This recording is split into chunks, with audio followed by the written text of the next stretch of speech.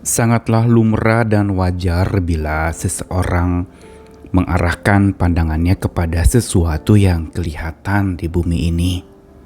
Bukankah itu yang umum sekali orang melihat dan memandang kepada sesuatu yang terlihat, dapat terhitung, jelas ada di depan mata, dan akhirnya itu menjadi fokus dari kehidupan manusia yang hidup di bumi ini.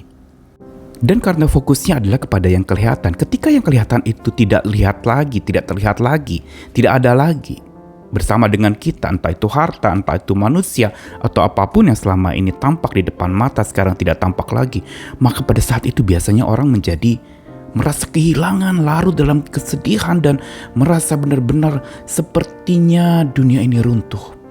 Kenapa? Karena fokusnya adalah kepada yang kelihatan dan lupa kepada sesuatu yang justru melampaui yang kelihatan. Ada yang tidak kelihatan yang jauh lebih besar, yang orang seringkali memandang remeh dan tidak menganggap itu sebagai fokus utama dalam hidupnya.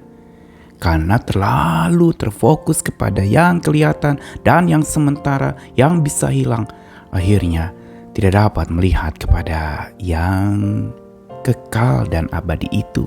Orang seringkali tidak memahami bahwa apa yang terlihat, apa yang terhitung, apa yang dapat dipegang, itu semua sifatnya sementara.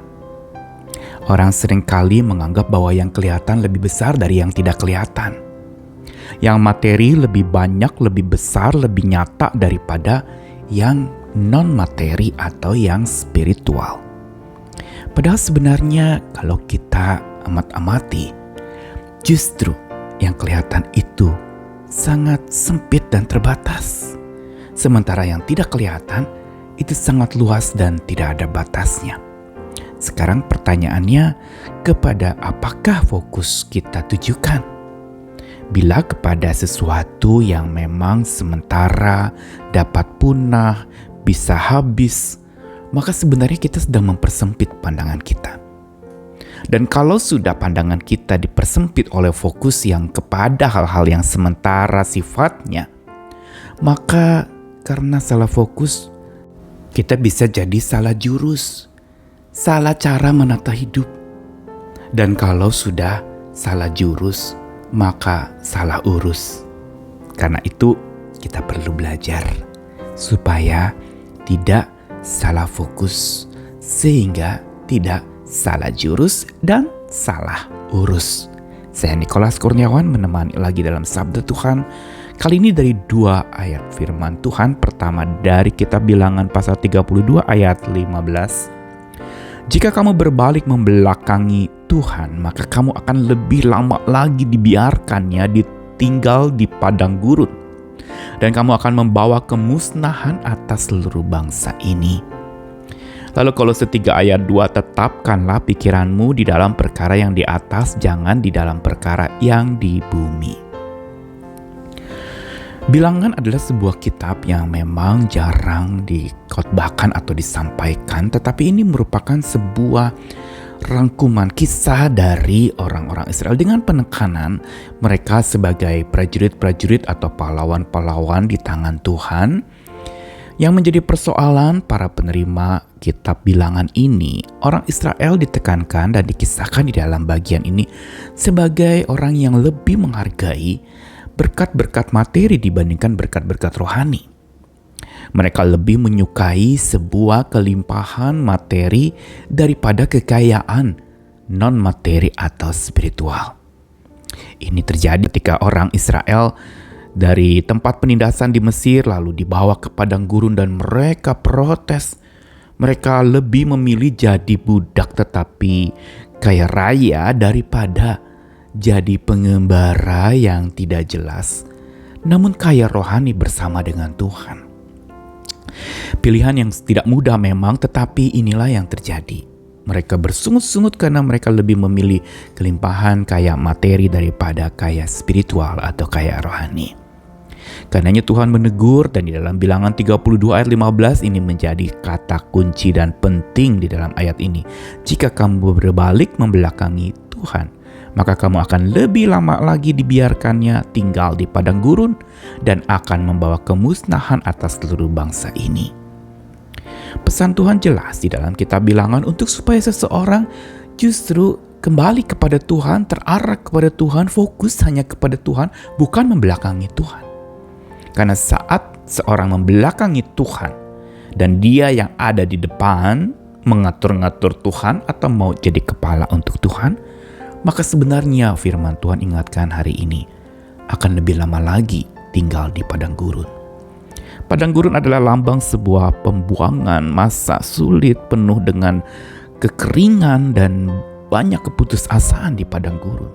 Kitab suci mencatatkan padang gurun sebagai tempat-tempat pembuangan, tempat-tempat di mana orang-orang termasuk Musa juga mengalami masa dia lari dari Mesir menuju ke padang gurun karena dia ketakutan sebagai buron setelah dia membunuh seseorang di Mesir.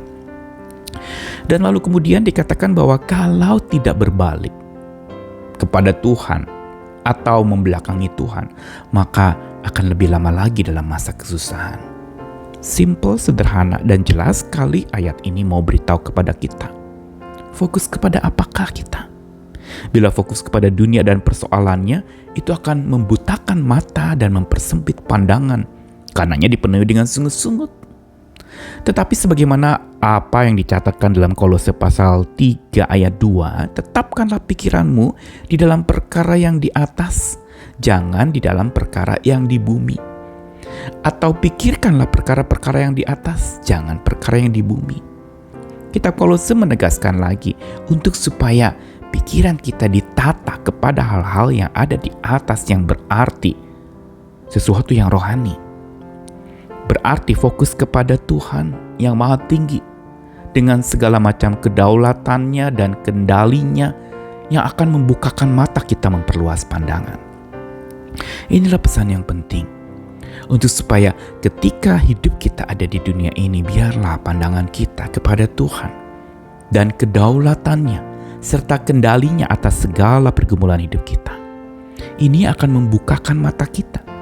Kalau fokus kepada persoalan, masalah, maka persoalan itu sebenarnya sedang mempersempit pandangan kita, membutakan mata kita. Tapi melihat kepada Tuhan dan kedaulatannya serta Dia yang pegang kendali atas segala sesuatu, membuat mata kita terbuka, tidak lagi buta, dan pandangan kita diperluas, tidak lagi sempit. Fokus kepada Tuhan bukan berarti kita lepas tanggung jawab, tapi justru bersama dengan Tuhan kita tangani persoalan itu. Mari kita belajar untuk fokus kepada Tuhan. Segala pergumulan hidup di dunia ini, segala kesusahan, sebenarnya undangan Tuhan untuk fokus kepada Dia.